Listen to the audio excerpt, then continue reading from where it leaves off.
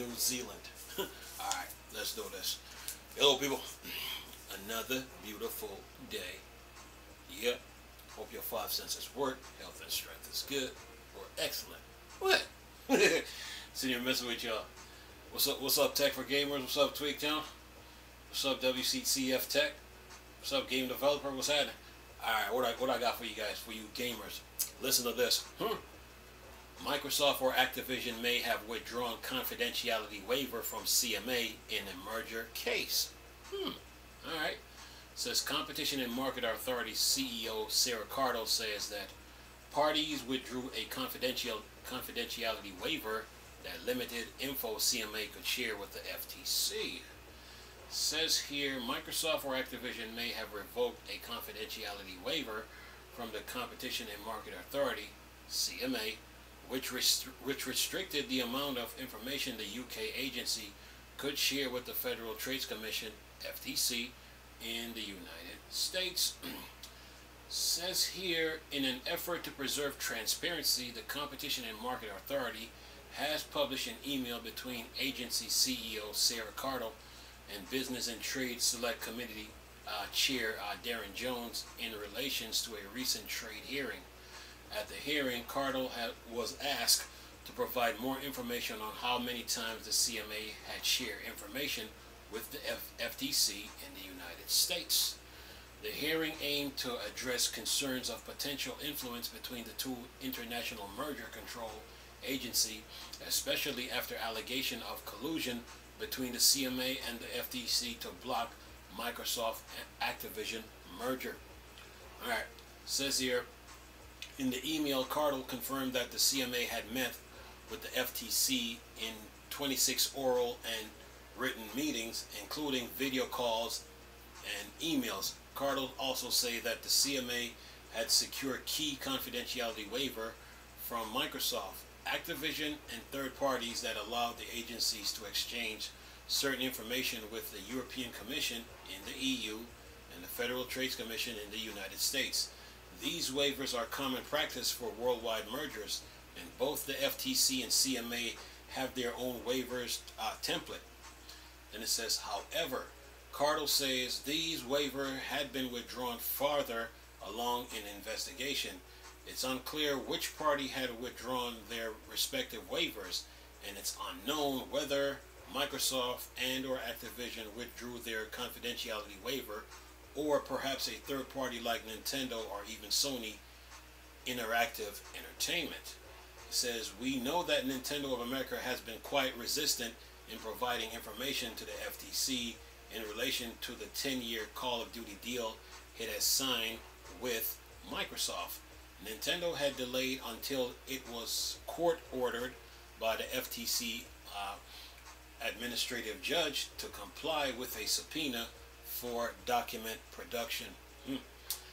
Then it says here, the revocation of the waiver meant that the CMA could no longer exchange confidential information with the FTC. Given the circumstance and accusation made by Activision CEO Bobby Kotick, who made comments like the CMA had been co-opted by the FTC ideology and the UK regulator agency was being used as a tool by the FTC. It is possible that the merging parties were the ones who withdrew their waiver.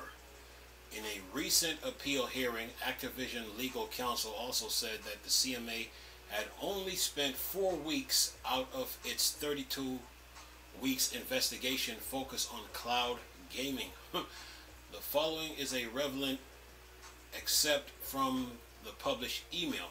It says here, as a part of the CMA investigation of Microsoft anticipated acquisition of Activision, there was engagement with numerous overseas competition authority. The CMA had waivers in place from the merging party, as well as some third parties in relation to several overseas authorities, including the FTC and the European Commission. This enabled the CMA to share certain information with those authorities more freely.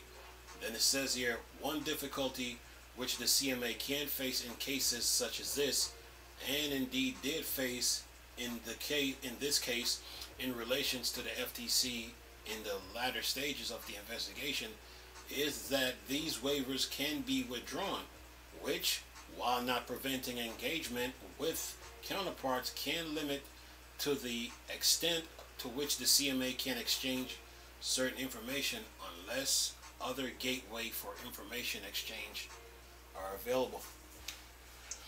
That is the end of the article. Good article, Twigtown. Now, who withdraw who and what? We don't know. But this is just another chapter in the Activision Blizzard Microsoft merger. And communications, it happens. But to what extent? We'll find out, because they're still investigating this. And CMA, FTC, they can't run or they can't hide. And Bobby Kotick even called them out on this, so this is just another chapter within this saga of the Activision Blizzard merger. So more news will be coming from this. Nintendo tried to play hardball, okay, and then the judge they ordered Nintendo to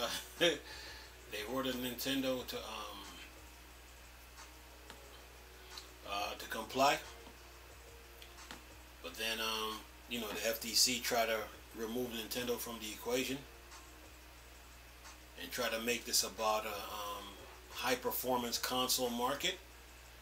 But the FTC is forgetting that we've been having high performance consoles since the Atari Jaguar, Panasonic 3DO, Neo Geo cartridge and CD. Those are high performance consoles for that time. So we've been on high performance consoles since the 32-bit era, since the Dreamcast, since the PlayStation 2, GameCube. GameCube is high performance, but Nintendo shortchanged the GameCube CD-wise on purpose and intentionally. But then they turned around and built the Panasonic GameCube that was all region DVD, that played all region DVD movies, and they sold it overseas for like $4.99 versus canceling the original GameCube and then sell the Panasonic GameCube instead. So yeah, that's Nintendo for you. The original Xbox is a high performance console. Just saying. The 360 is a high performance console. PlayStation 4 is. So high performance consoles been around. So yeah. The reason, oh by the way, the reason I didn't count the Nintendo Wii, because we already had a 733 megahertz system. That's the original Xbox. But anyway, but we've been having high performance consoles, so for them to jump to that, not looking good. And then you turn around, you try to exclude Nintendo now from the Call of Duty, talking about, with the Switch, trying to exclude Nintendo from the conversation.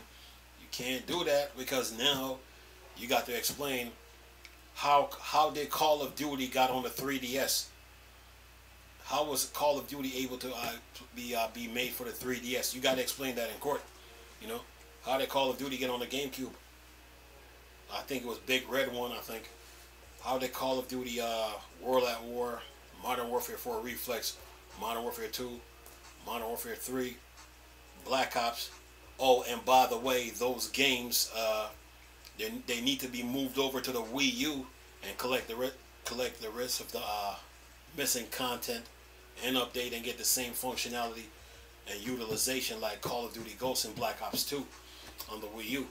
So the FTC, they got to explain how did all those Call of Duty got on Nintendo. So they shot themselves in the foot with that one. Then they filed their papers late, so their